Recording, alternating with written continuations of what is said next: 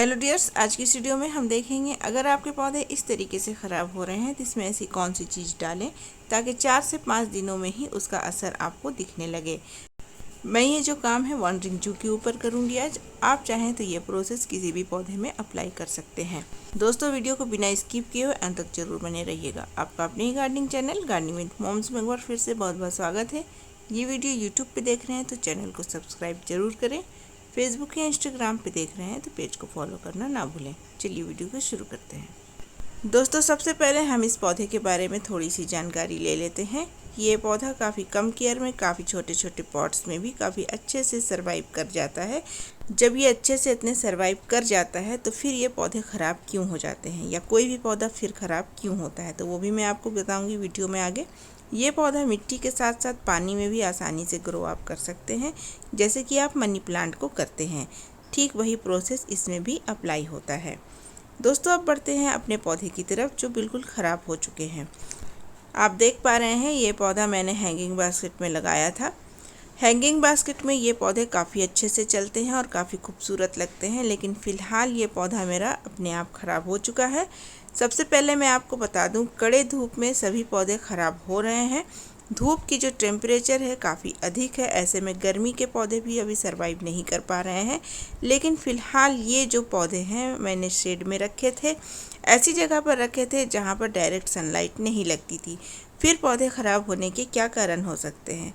तो जिस तरीके से पौधे की सिचुएशन नज़र आ रही है मिट्टी वाले पॉट में, उसमें पानी ज़्यादा होने की वजह से और सनलाइट बिल्कुल भी नहीं मिलने की वजह से पौधे ख़राब हुए हैं। और जो हैंगिंग बास्केट में है उसकी वजह क्या है वो भी मैं आपको बता देती हूँ। इस पौधे का अब समय पूरा हो चुका है। 5 से 6 महीने ही ये पौधे चल पाते हैं, फिर आप इसे दोबारा से रीग्रो करेंगे, फिर ये पौधे सरवाइव करेंगे। तो दोस्तों, ये देखिए, यहाँ पर मैंने दूसरे हैंगिंग बास्केट में इसी वैरायटी का, ये भी वांडरिंग जू ही है, थोड़ा सा इसका पत्तों का कलर आपको अलग नज़र आएगा, लगा रखा है। लेकिन इसके पत्ते आपको काफ़ी हेल्दी नज़र आ रहे होंगे क्योंकि मैंने इसे अभी कुछ ही दिनों पहले ग्रो किया है। तो फ़िलहाल ये तेज़ गर्मी में भी मैंने इसे इंडोर पे हैंग किया हुआ है, काफ़ी अच्छे से चल रहा है। लेकिन जो पहले वाला मैंने आपको हैंगिंग बास्केट में लगा प्लांट दिखाया वो भी इंडोर में ही था, लेकिन उसका समय पूरा हो चुका था, इसीलिए वो पौधा ख़राब हो गया। तो दोस्तों, इस तरीके से आपको ध्यान देना है कि कहीं आपने बहुत तेज़ धूप में तो इस तरीके के पौधे को नहीं रखा हुआ है, समय तो नहीं पूरा हो गया है, या फिर पानी तो आपने ज़्यादा नहीं दे रखा है। तो ये सारे कारण होते हैं पौधे ख़राब होने के। यहाँ तक तो मैंने आपको कारण बताए ख़राब होने के। अब मैं आपको बताऊंगी कि अगर इस तरीके के पौधे को आपको बुशी बनाना है, जैसे कि हैंगिंग बास्केट में अक्सर बुशी प्लांट अच्छे लगते हैं, तो कुछ नहीं करना है, टीप से इसके ब्रांचेस को तोड़िए। हाथों से ये आसानी से टूट जाते हैं। और फिर उसी मिट्टी में जहाँ जहाँ खाली स्पेस है वहाँ पर इसकी कटिंग आपको इस तरीके से ग्रो कर देनी है। इस तरीके के कटिंग्स को ग्रो करने के लिए किसी रूटिंग हार्मोन वगैरह की ज़रूरत नहीं पड़ती है, बस आप टीप से कट करके उसे लगा दें मिट्टी में, आसानी से वो ग्रो हो जाएगा।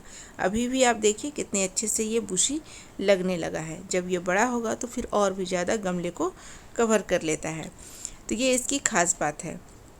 लेकिन जब ये प्लांट हमारा ख़राब होने की ओर जा रहा है, फिर उसे कैसे सही करें, चलिए वो देख लेते हैं। तो जो मिट्टी इसमें पहले से थी उसी मिट्टी को आपको दोबारा से इस्तेमाल नहीं करना है। आप दूसरे प्लांट में या फिर 1 से 2 दिन के बाद आप इस मिट्टी को इस्तेमाल कर सकते हैं।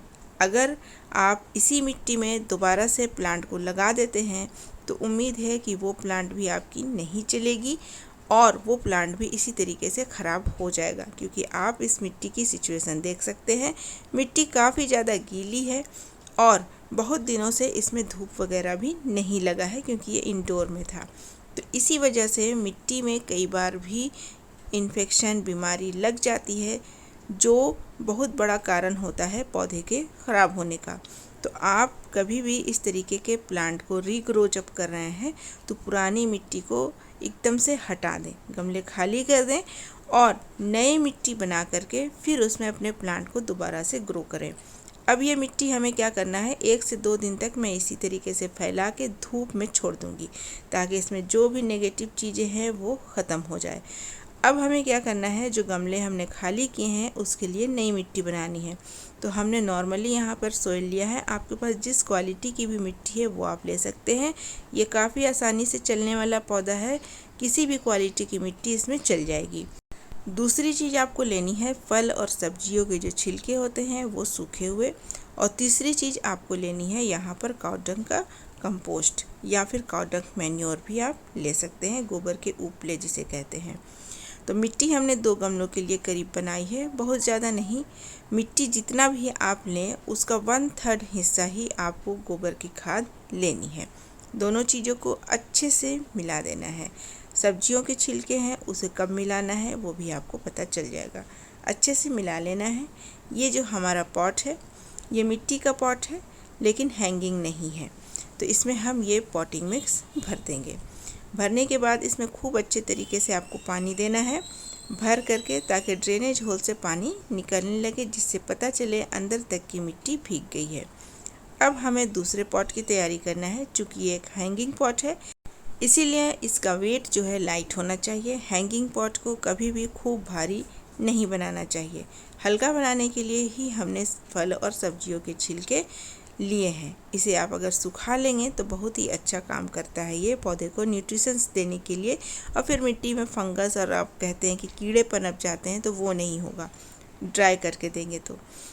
प्लांट को लगाने से पहले ही मिट्टी में अच्छे से पानी आपको दे देना है। कई बार ऐसा होता है कि सूखी मिट्टी में आप लगाते हैं फिर पानी देते हैं, कटिंग्स हिल जाते हैं जो फिर नहीं चल पाते हैं।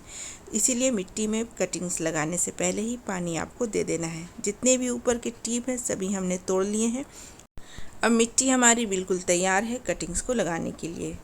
इसकी कटिंग्स की जो ब्रांचेस है काफ़ी ज़्यादा सॉफ्ट होती है, तो बेहतर है कि आप कटिंग लगाने से पहले मिट्टी में किसी चीज़ से होल्स बना लें और फिर इस तरीके से अपने कटिंग्स को लगा दें। दोस्तों कटिंग्स तो हमने लगा ली, लेकिन कटिंग्स लगाने के बाद भी कुछ प्रिकॉशंस होते हैं जो आपको मेंटेन करने हैं। वो क्या है आपको मैं बताऊंगी। उससे पहले चलिए उनके नाम देख लेते हैं जिन्होंने मेरे पिछले वीडियोज़ में सही जवाब दिए थे। तो उनके नाम है इंदिरा महौर जी, दूसरा नाम है विद्या जोशी, नेक्स्ट है माधुरी नंदन पटना से, और उसके बाद पूजा जी। तो दोस्तों कटिंग्स लगाने के बाद ऊपर से थोड़ा सा पानी का छिड़काव ज़रूर करें। फ़िलहाल अभी कटिंग्स हमने लगाई है तो कटिंग्स को अभी डायरेक्ट सनलाइट में तो आपको रखना ही नहीं है। जब कटिंग बढ़ भी जाए तो भी डायरेक्ट सनलाइट में नहीं रखना है जब तक कि बारिश ना स्टार्ट हो जाए। अभी आपको इसे इंडोर जगह पे रखना है। ये ख्याल रखना है कि मिट्टी बहुत ज़्यादा गीली ना हो, मतलब कि ओवर वाटरिंग से बचे, और मिट्टी बिल्कुल ड्राई भी नहीं होनी चाहिए, मतलब अंडर वाटरिंग भी नहीं करनी है। तो मिट्टी का आप खास ख्याल रखेंगे। दोस्तों अगर आप चाहते हैं कि आपके पौधे में बहुत तेज़ी से ग्रोथ हो, बहुत ज़्यादा तेज़ी से, तो आपने जो मिट्टी में गोबर की खाद मिलाई है तो 4 से 5 दिनों में ही उसका असर नज़र आने लगेगा। लेकिन ठीक 10 दिन के बाद आपको उसमें थोड़ी सी चाय पत्ती डालनी है। ये यूज़ की हुई चाय पत्ती है, इसे आपको 1 से 2 चम्मच पॉट के हिसाब से आपको डालना है। तो ये देखिए दोस्तों, ये कटिंग्स मैंने लगाई थी इस छोटे से पॉट में 1 हफ्ते पहले। अब 1 हफ्ते के बाद का मैं आपको रिज़ल्ट दिखा देती हूँ। ये देखिए 1 हफ्ते में ही ये प्लांट इस तरीके से इतना बड़ा हो चुका है। अभी फ़िलहाल जब ये थोड़ा सा और बड़ा हो जाएगा तो टिप की मैं थोड़ी थोड़ी इसकी कटिंग कर दूंगी ताकि आगे से ये और ज़्यादा बुशी और घना हो जाए। तो ये सारे प्रोसेस आपको करते रहने हैं। दोस्तों यही प्लांट नहीं, आपका कोई भी प्लांट जब आप देखें कि उसमें कोई भी फर्टिलाइज़र अब काम नहीं कर सकता है, सिचुएशन जो है काफ़ी ख़राब हो चुकी है प्लांट की, तो फिर आप क्या करें, उसके अच्छे पार्ट जो बचे हैं उसकी कटिंग आप इसी तरीके के पॉटिंग मिक्स बना करके लगा दें। फिर आपकी कटिंग से नए पौधे तैयार हो जाएंगे, तो वो पौधा आपका बच जाएगा। दोस्तों आज की वीडियो का मेरा सवाल है कि हैंगिंग पॉट में जो मैंने पॉटिंग मिक्स बनाया है उससे मैंने सूखे हुए फल और सब्जियों के छिलके डाले हैं या फिर ऐसे ही डाल दिए हैं, वो आपको मुझे बताना है कमेंट सेक्शन में। दोस्तों आज का वीडियो यहीं तक। वीडियो अच्छी लगी है तो वीडियो को लाइक, चैनल को सब्सक्राइब, दोस्तों के साथ शेयर ज़रूर करें। जवाब मेरे कमेंट सेक्शन में दीजिएगा। जवाब के साथ प्लांट से रिलेटेड कोई प्रॉब्लम है वो भी पूछ सकते हैं।